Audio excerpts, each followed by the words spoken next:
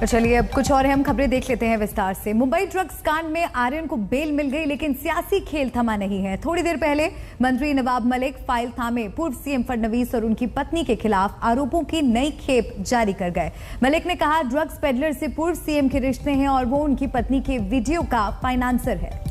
मलिक के आरोपों के फौरन बाद फडणवीस सामने आए और कहा कि खुद मलिक के अंडरवर्ल्ड से संबंध है और दिवाली बाद वो बम फोड़ेंगे। जो तस्वीर मलिक ने दिखाई उसके बारे में फडणवीस ने कहा कि वो 4 साल पुरानी किसी इवेंट्स में ली गई थी।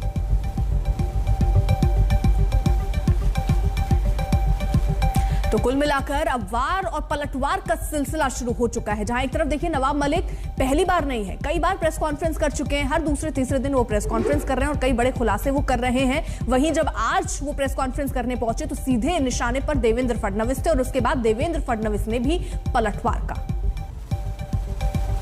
हम बताना चाहते हैं देश को कि जयदीप राणा जेल में बंद है, ड्रग ट्रैफिकिंग के केस में गिरफ्तारी हुई है,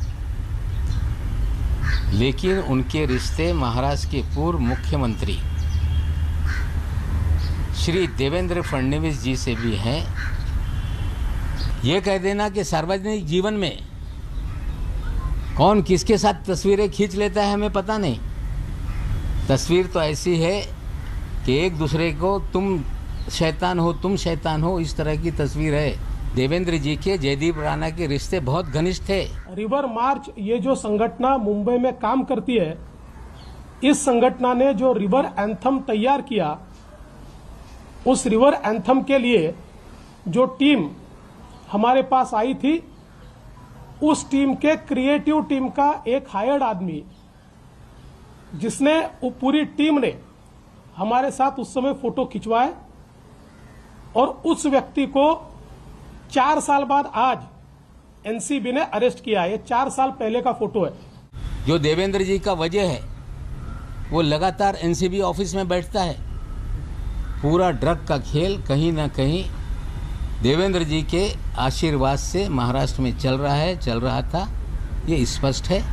और हमें लगता है, हम मांग करते हैं कि जिस तरह से लगातार हाईकोर्ट में लोग जा रहे हैं कि इसकी सीबीआई जांच हो। वो हिंदी में कहते हैं खिसियानी बिल्ली खंबा नोचे, इस प्रकार की अवस्था नवाब मलिक की हुई है।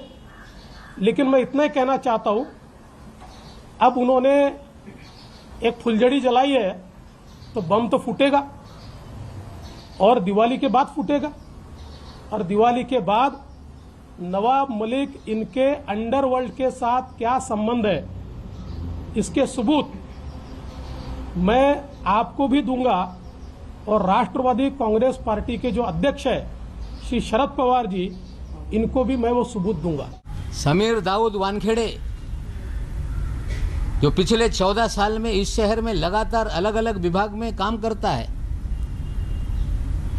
उसके भी तबादला करने के पीछे महाराष्ट्र के पूर्व मुख्यमंत्री देवेंद्र फडणवीस हैं और उसे लाया इसीलिए गया क्या पब्लिसिटी करके नाजायज लोगों को फंसाया जाए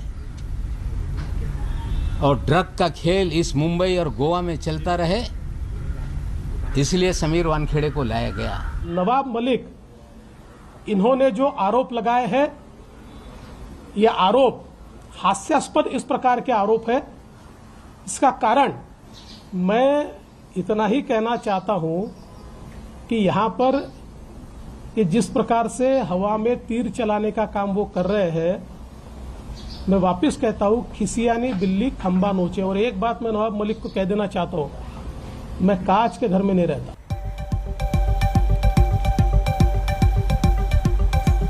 यूपी के हरदोई में अखिलेश यादव ने जिन्ना का नाम लेकर सियासी भूचाल खड़ा कर दिया। अखिलेश यादव ने जिन्ना को गांधी, नेहरू और पटेल की तरह ही आजादी का नायक बता दिया और बीजेपी ने इसे उनकी जिन्नावादी सोच बताया, मुस्लिम तुष्टीकरण से जोड़ दिया।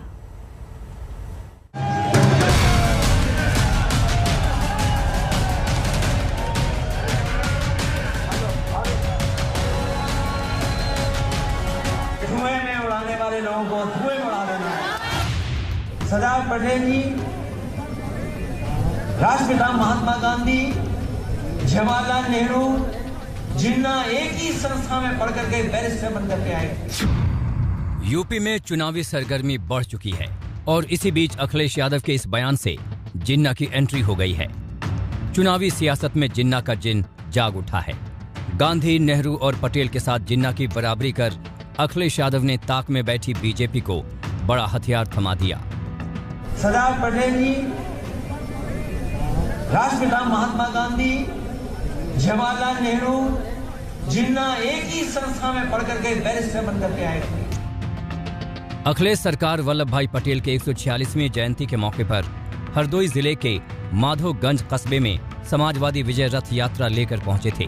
लौह पुरुष की तारीफ में अखिलेश ने कोई कसर बाकी नहीं रखी, मगर आजादी की लड़ाई में उनके और नेहरू गांधी के साथ जिन्ना को भी बराबर का शरीक बताकर बीजेपी को मुद्दा थमा दिया। सरदार पटेल जी,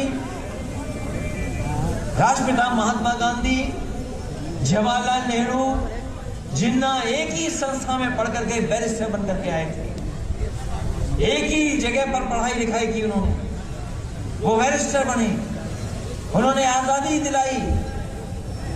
उन्हें किसी भी तरीके से अगर किसी का भी संघर्ष करना पड़ा होगा तो वो पीछे नहीं हटे। जातीय और मजहबी राजनीति करने वाले अखिलेश यादव जी ऑस्ट्रेलिया से पढ़कर आए हैं और वो ऑस्ट्रेलिया से पढ़े हुए अखिलेश यादव जी का ज्ञान पसंद करके तो आज मुलायम सिंह जी भी माथा पकड़ लेंगे।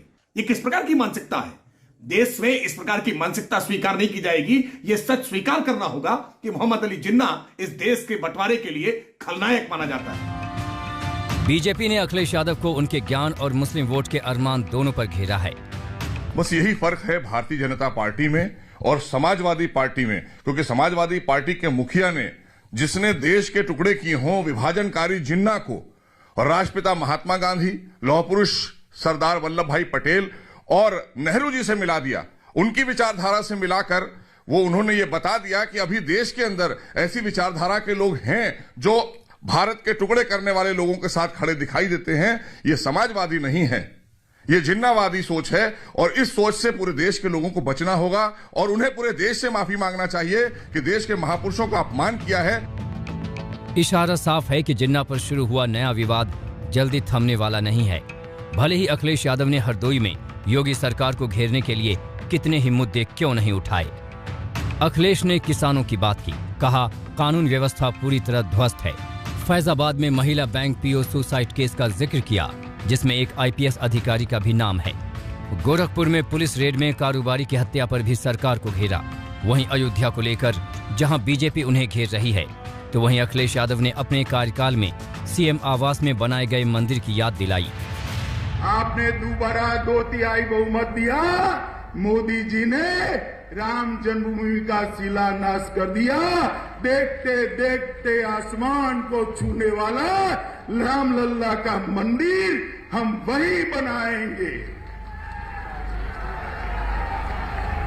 ये अखिलेश एंड कंपनी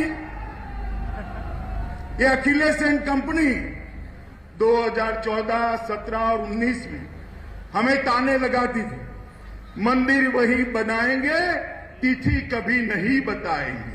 अखिलेश बाबू, तिथि बताना नहीं, मंदिर की नींव भी डाल दी है। आप तो 5,000 रुपया देने से भी चूक गए। भारतीय जनता पार्टी को पता ही नहीं है कि हमारे घर पे मंदिर कितने हैं। भारतीय जनता पार्टी को पता ही नहीं है कि जो मुख्यमंत्री आवास है उसमें मैंने मंदिर बनाया है जिसमें मुख्यमंत्री जी डेली पूजा करते हैं।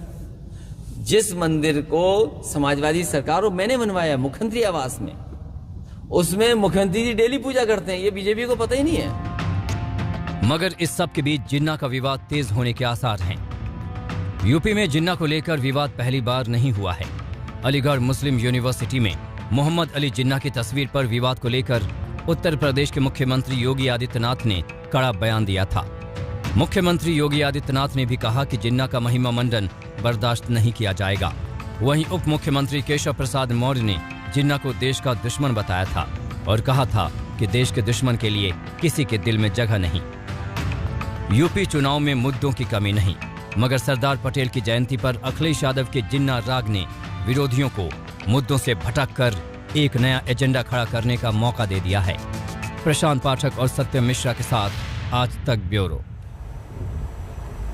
योगी सरकार ने T20 वर्ल्ड कप में जीत का जश्न मनाने वालों को जिन्ना कहा था। अब अखिलेश यादव जिन्ना को आजादी का नायक बता रहे हैं। और चुनाव से पहले जिन्ना के जिन को बोतल से निकालना अखिलेश यादव के लिए मुश्किल सा सबब बन चुका है।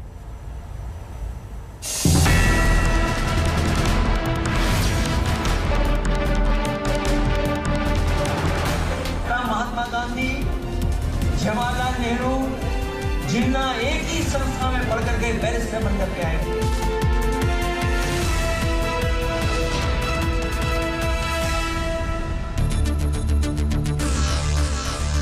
अखिलेश ने जिन्ना को आजादी का नायक ऐसे वक्त में बताया है जब T20 वर्ल्ड कप में पाकिस्तान की जीत का जश्न मनाने वालों के खिलाफ देशद्रोह की धारा लगाई जा रही है।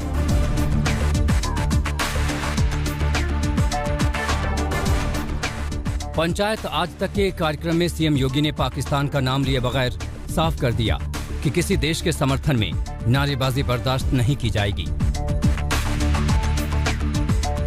अगर हिंदुस्तान में रहेंगे तो हिंदुस्तान के प्रति उन्हें नतमस्तक भी होना पड़ेगा। हिंदुस्तान के प्रति उन्हें हर हाल में अपने सम्मान को व्यक्त भी करना पड़ेगा। मैच होते हैं, हार जीत होती है किसी भी मैच में, लेकिन अगर दुश्मन देश के प्रति समर्थन व्यक्त करोगे तो उसी कठोरता के साथ कुचल दे जाओगे जिस के हकदार बनोगे। 24 अक्टूबर को भारत पाकिस्तान के बीच T20 वर्ल्ड कप का मैच खेला गया था। इस मैच में पाकिस्तान ने भारत को 10 विकेट से हराया था। पाकिस्तान की जीत का जश्न मनाने वालों के खिलाफ यूपी पुलिस ने 5 जिलों में कार्रवाई की। कुल 7 लोगों के खिलाफ मुकदमा दर्ज किया था। सीएम योगी ने कहा कि उनके खिलाफ देशद्रोह की धारा लगाई जाएगी। पंचायत आज तक में जहां सीएम योगी ने ऐसे लोगों को सख्त चेतावनी दी, तो वहीं सहारनपुर में सभा कर रहे ओवैसी ने कहा, योगी आदित्यनाथ सब पर देशद्रोही का मुकदमा लगा देते हैं। नहीं, वो क्यों पटाखे फोड़ा, वो क्यों खुशी मनाया? अरे बाबा, देशद्रोही का मुकदमा उसी वक्त लग सकता है जब तशद्दुद होता है। कानून को हाथ में बंद लेने की छूट किसी को नहीं देंगे। अगर हिंदुस्तान में रहेंगे तो हिंदुस्तान के प्रति उन्हें नतमस्तक भी होना पड़ेगा। हिंदुस्तान के प्रति उन्हें हर हाल में अपने सम्मान को व्यक्त भी करना पड़ेगा। मैच होते हैं, हार जीत होती है किसी भी मैच में, लेकिन अगर दुश्मन देश के प्रति समर्थन व्यक्त करोगे तो उसी कठोरता के साथ कुचल दे जाओगे जिस के हकदार बनोगे। और हम अराजकता और अव्यवस्था फैलाने की छूट किसी को भी नहीं देंगे। पाकिस्तान की जीत पर पटाखों का शोर अभी थमा भी नहीं था कि अखिलेश यादव ने जिन्ना का जिक्र कर नया तूफान खड़ा कर दिया है। उनका ये बयान बीजेपी को कितना रास आ रहा होगा, ये इस बयान से साफ हो जाएगा। पाकिस्तान की जीत का जश्न मनाने वालों को यूपी के उप मुख्यमंत्री केशव प्रसाद मौर्य ने जिन्ना करार दिया था। जश्न मनाने वाले हैं भारत की, मतलब एक तरह से खेल में अगर भारत की पराजय हो जाए और पाकिस्तान की जीत हो जाए, और पाकिस्तान की जीत में जो खुशी मनाते हैं तो उनके अंदर तो जिन्ना की ही आत्मा वास करती है, ऐसा मैं मानूंगा। और ऐसे लोगों के खिलाफ कार्रवाई होनी ही चाहिए और कार्रवाई हो भी रही है। भगत सिंह से लेकर आजाद हिंद फौज के सैनिकों के मुकदमे लड़ने वाले आसफ अली भी उनमें से एक थे। अखिलेश यादव चाहते तो आसफ अली का भी नाम ले सकते थे, मगर उनकी जुबान से जिन्ना का ही नाम निकला, जिसे लपकने में बीजेपी ने देर नहीं की और उसे उनके तुष्टीकरण की पराकाष्ठा बता रही है। प्रशांत पाठक और सत्यम मिश्रा के साथ आज तक ब्यूरो। और चलिए आपको सीधे लिए चलते हैं मुरादाबाद, जहां पर उत्तर प्रदेश के मुख्यमंत्री योगी आदित्यनाथ जिन्ना पर कुछ कह रहे हैं, सुनते हैं। सही फुर्सत नहीं था और उनकी विभाजन की प्रवृत्ति अभी भी नहीं गई है। कल मैं समाजवादी पार्टी के राष्ट्रीय अध्यक्ष का वक्तव्य सुन रहा था। वह देश तोड़क जिन्ना से इस राष्ट्र को जोड़ने वाले सरदार वल्लभ भाई पटेल की तुलना कर रहे थे। भाइयों बहनों, ये वक्तव्य अत्यंत शर्मनाक है।